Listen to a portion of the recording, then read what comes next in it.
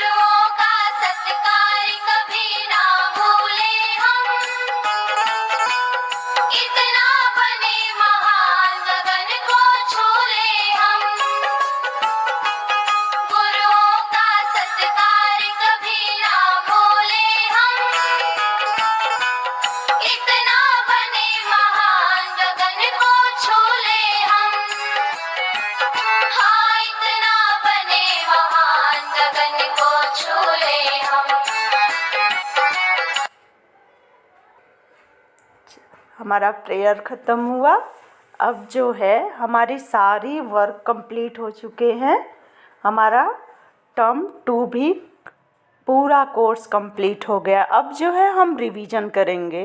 तो सबसे पहले हम व्याकरण का रिवीजन करते हैं।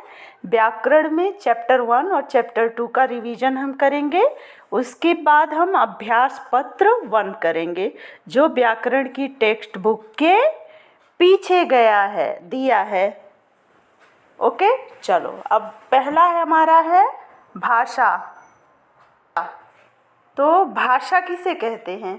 बोल सुनकर, लिख पढ़कर मन की बात एक दूसरे को समझाना भाषा है। ठीक है। भाषा के 2 रूप होते हैं, एक मौखिक, एक लिखित।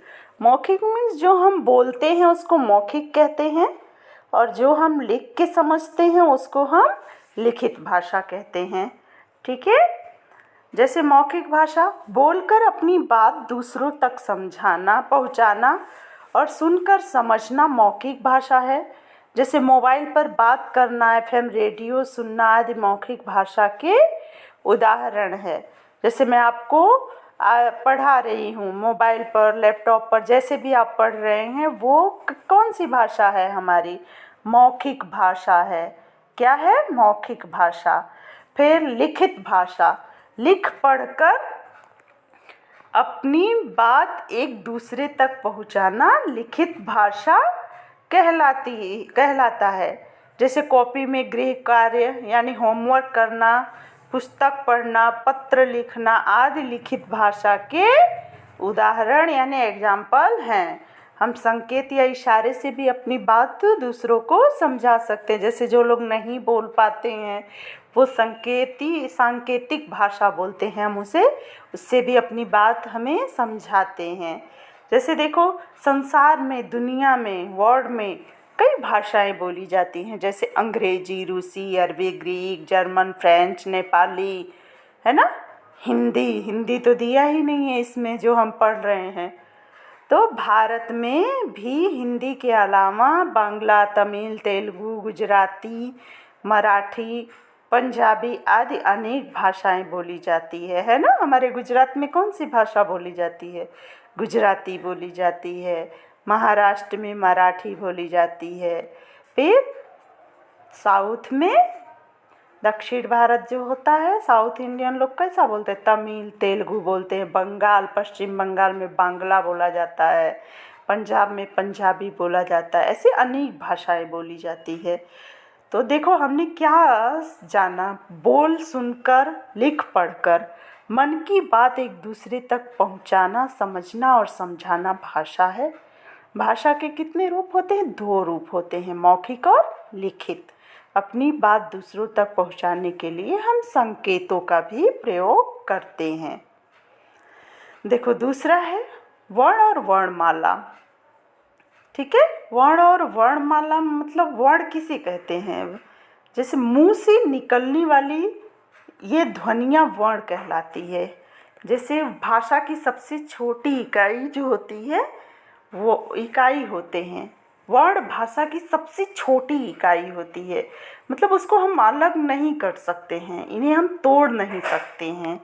ओके, जैसे देखो यहाँ कि अन्य वर्ण और ध्वनियाँ जो 11 स्वरों से और 33 व्यंजनों से अलग होती हैं, ये सब आपने पहले ही पढ़ा है। अह, अंग, अंग, ओ।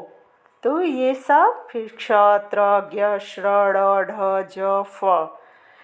देखो, वर्णमाला किसे कहते हैं? वर्णमाला वर्णों के क्रमबद्ध समूह को वर्णमाला कहते हैं। वर्णों के क्रमबद्ध समूह को वर्णमाला कहते हैं। अ के बिना व्यंजनों के नीचे एक तिरछी रेखा रखते हैं जो अ के बिना होते हैं, हलंत, यानी वो आधा माने जाते हैं। जैसे क, ख, ग, घ, ये तिरछी रेखा लगी है ना, उसको कहते हैं। तो हमने क्या जाना कि मुंह से निकलने वाली ध्वनियाँ ही वर्ण कहलाती हैं। वर्ण भाषा की सबसे छोटी इकाई है। वर्ण 2 प्रकार के होते हैं, स्वर और व्यंजन। वर्णों के क्रमबद्ध समूह को वर्णमाला कहते हैं। चलो, अब जो है हमारा मेन है अभ्यास पत्र 1। पेज नंबर कौन सा है? 70। ठीक है, अभ्यास पत्र। यहाँ जैसे दिया है, यहाँ जैसे दिया है भाषा, वर्ण और वर्णमाला। तो 2 चैप्टर मिक्स हैं इसमें। तो देखो, सबसे पहले नाम है। यहाँ हम हिंदी में अपना नाम लिखेंगे। जैसे मान लो मेरा नाम अर्चना है, तो मैं यहाँ लिखूँगी अर्चना। च आधा र, न पे आ की मात्रा ना। अर्चना। कक्षा प्रथम, प्रथम। तिथि मतलब डेट, जिस डेट को ये वीडियो जाएगा वो डेट है ना। तो यहाँ हम डेट लिखेंगे। उसके बाद हम क्या करेंगे? देखिए, अभी इस अभ्यास जो है, अभ्यास करेंगे एक्सरसाइज पत्र 1। एक रिवीजन है हमारा। अब हम जो पढ़ चुके हैं उसको देखेंगे कि हमने कितना सीखा। देखो, दिया है कि इन चित्रों को देखो, जहाँ भाषा की ज़रूरत है वहाँ भाषा, और जहाँ भाषा की ज़रूरत नहीं है वहाँ भाषा नहीं लिखो। जहाँ भाषा की ज़रूरत है वहाँ, जैसे ये सो रही है, तो इसमें हमें भाषा की, सोने में भाषा की कोई ज़रूरत नहीं है, तो यहाँ लिखा भाषा नहीं। क्या लिखा? भाषा नहीं। और ये जो लिख रहा है तो यहाँ हमें भाषा की ज़रूरत है, तो हम ये भाषा यहाँ लिख देंगे। ठीक है, फिर ये फ़ोन पे बातें कर रहा है, यहाँ भी भाषा की ज़रूरत है, तो यहाँ भाषा लिख देंगे। ओके, फिर उसके बाद है ये देखो, पेड़ पे आम तोड़ रहा है, पेड़ पे आम तोड़ रहा है, तो यहाँ उसे आम तोड़ने के लिए किसी भाषा की ज़रूरत नहीं है, क्योंकि आम हमारी भाषा नहीं समझेगा। तो यहाँ हम लिखेंगे भाषा नहीं। यहाँ देखो, यहाँ टीवी देख रहे हैं, तो यहाँ हमें भाषा की ज़रूरत है, क्योंकि टीवी में जो बोल रहा है वो सुनकर समझ रहे हैं। तो यहाँ भाषा। ट्रैफिक लाइन, ये चिन्हों को देखकर हमें रुकना है और चलना है, तो यहाँ भाषा नहीं है। फिर उसके बाद जो है यहाँ देखो दिया है कि सब बच्चे जो है स्विमिंग कर रहे, तैर रहे हैं, तो यहाँ भाषा नहीं है। फिर ब्रश करने में भी भाषा नहीं है, और यहाँ जो है भाषण दे रहे हैं, स्पीच दे रहे हैं, तो यहाँ भाषा है जो ऑलरेडी लिखा हुआ है। अब देखो दिया है चित्र देखकर उसके नाम का पहला वर्ण लिखो। चित्र देखकर उसके नाम का पहला वर्ण लिखो। अब देखो यहाँ ये किसका चित्र है? ये है खरगोश का चित्र, तो खरगोश का पहला वर्ण ख होगा, जो हमने यहाँ लिखा। ये किसका चित्र है? झरना, तो इसका पहला वर्ण झ होगा।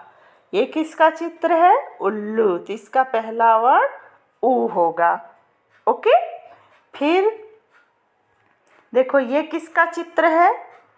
ये है इमली का चित्र, तो यहाँ हम ई लिखेंगे। ई खट्टी मीठी होती है ना, बहुत अच्छी लगती है। ये तरबूज का चित्र है, तो हम पहला वर्ण त लिखेंगे। ये घर का चित्र है, तो हम पहला वर्ण घ लिखेंगे। ये मछली का चित्र है, तो हम यहाँ म लिखेंगे। ये फल का चित्र है, तो हम यहाँ फ लिखेंगे। ये जहाज का चित्र है, तो हम यहाँ जहाज लिखेंगे। तो ये हो गए हमारे पहले वर्ण। तीसरा प्रश्न हमारा है, नीचे दिए गए शब्दों में स्वरों को रेखांकित करो। नीचे दिए गए शब्दों में स्वरों को रेखांकित मीन्स अंडरलाइन, जिसे हम हिंदी में रेखांकित। आम, आम में स्वर कौन सा है? आ, तो हम आ को रेखांकित करेंगे। मिठाई में ई, मिठाई में ई। ऋषि में री। फिर उसका में उ। अनेक में अ। ऐनक में ऐ। तो इनको हम अंडरलाइन करेंगे। प्रश्न नंबर 4 है, पहले और बाद में आने वाले व्यंजन लिखो। जैसे ख बीच में है, तो ख के पहले क, फिर ख है, ख के बाद ग, क ख ग। फिर झ, तो झ है, फिर इया। फिर प फ ब, तो सॉरी ब है, तो फ और भ, फ और भ। ओके, तो ये हो गए हमारे पहले और बाद में आने वाले व्यंजन। ठीक है, तो ये हमारा अभ्यास पत्रक 1 है, भाषा, वर्ण और वर्णमाला। यहाँ हम अपना नाम लिखेंगे। हिंदी में कक्षा मीन्स प्रथम। तिथि मतलब होता है डेट। ठीक है, तिथि मतलब क्या होता है? डेट। जैसे मान लो आज का डेट मतलब जो भी है 21 1/21 यही डेट है। तो हम यहाँ तिथि मतलब मीन्स डेट होता है। तो ये हमने कर लिया अभ्यास पत्र 1, यानी 2 चैप्टर का रिवीजन, और ये हो गया। ओके बच्चों, मुझे उम्मीद है कि आप लोग अच्छे से इसको करेंगे।